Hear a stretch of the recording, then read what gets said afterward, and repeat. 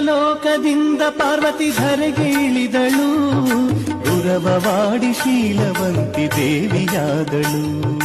ದೇವಲೋಕದಿಂದ ಪಾರ್ವತಿ ಧರೆಗೆ ಇಳಿದಳು, ದುರವವಾಡಿ ಶೀಲವಂತಿ ದೇವಿಯಾದಳು. ಸಿರಿಗಂಗಾ ನಾಮದಿಂದ ಜನಿಸಿ ಬಂದಳು, ಶಿರಾಡೋಣ ಶೀಲವಂತಿ ತಾಯಿಯಾದಳು.